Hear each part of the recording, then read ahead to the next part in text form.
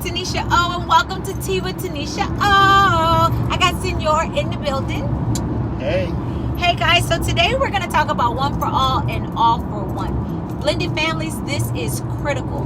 Many times it's a bit sensitive in the beginning. Maybe one parent brought some children, the other parent brought some children to the clan, and now you guys are all mixing and mingling and making that love work. And you always tend to have one child at least who may not feel equal. They may feel like they're less than. So let's talk about some of the things that we as parents may be doing that is fueling that fire, even though we are not thinking that that's what we're doing. So here are a couple of things.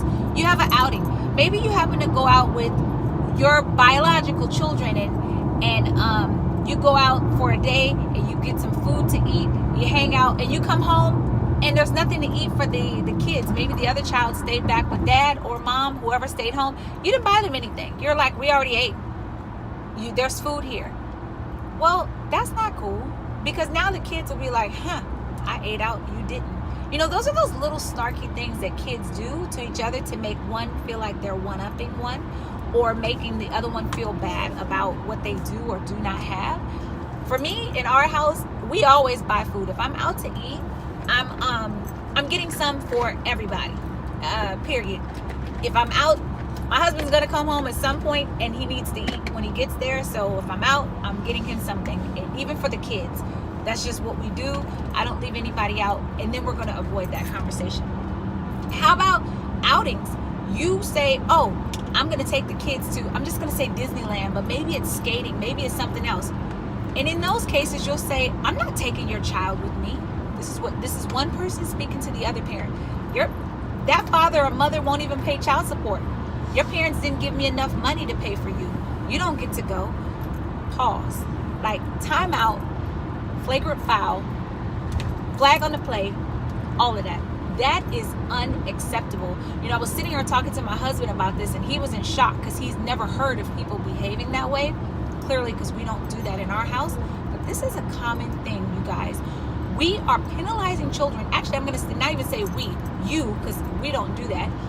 People are penalizing children because of their parents' behavior. If you don't have enough money for all the kids to go to wherever it is, and you call yourself a family, then guess what? You know what's going to happen in our house, love, right? Nobody's going. Nobody's going, right? Mm-hmm. If everybody can't do it, nobody gets to do it. This is a topic that gets so far under my skin, it's just absurd. You mistreat one child and you'll say, I'm not mistreating them, I just don't have enough money. Yet you call yourself a family. Listen, guys, I have a news flash. If you are not ready, able, or willing to love a child unconditionally, not based on how much money their other parents give, not even based on how much love they give back to you, then you know what? You might not be ready for a blended family situation, because it's not always roses, but the way we show up as parents is critical.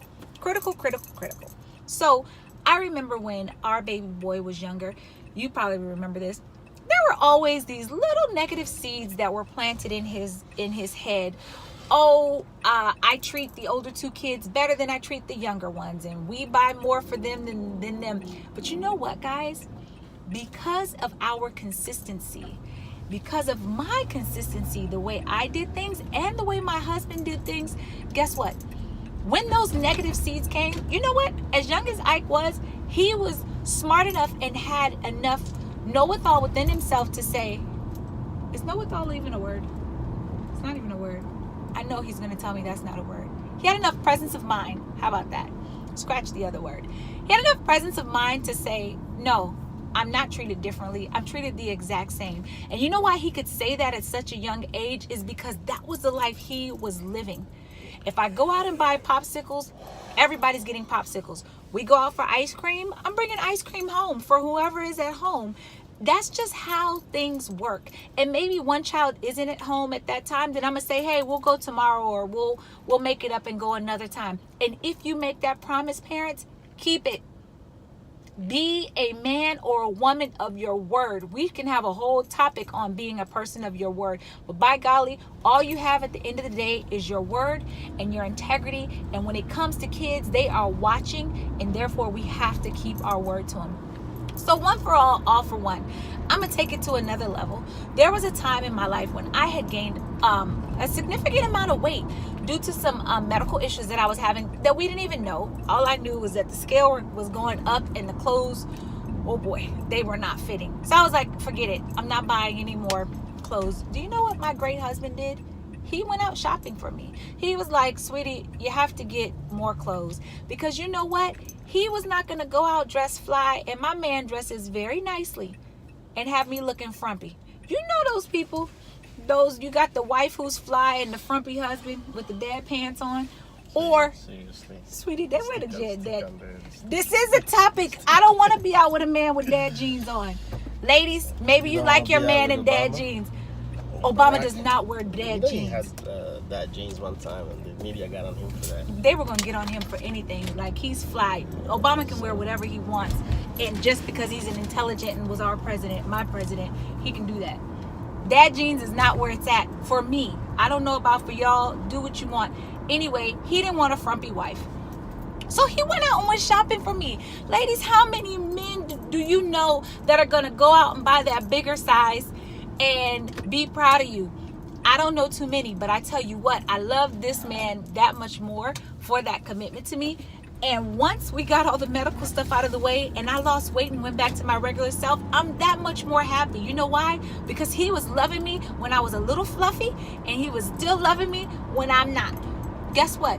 Wherever you are in life, guys, embrace yourself, love yourself, one for all for one. If you're not ready to treat that baby the way you're supposed to be treating them as your own, then it's probably not time. Because you know what? It's very difficult to treat somebody a little bit different and still say that you love them equally and still have everybody feeling as one and as a family. I know this is a tough topic, but it's real. Do you want to add anything to it, love? No, I'll let you have the last word. Last word is one for all for one. And what that means is treat everybody the same. Money should not determine your love. What someone has or doesn't have. How a mother and or father treats you, like a biological parent treats you, should not dictate or determine how much love you are willing to give to that child. Love that child through it all, because guess what, guys? Kids grow up and kids do get to see what's what at the end of the day. I'm a living testimony. It doesn't always turn out perfectly or the way you want it to be, but that's just it. Stop envisioning what you want it to be and just live your best life, loving unconditionally. I'll talk to you guys soon. I love you all. From my family to yours, keep blending your love. Find us on all social media at blendingourlove.com. Subscribe down there on YouTube, and we will talk to you soon down there. Ciao. Love, say ciao. Bye-bye. Ciao.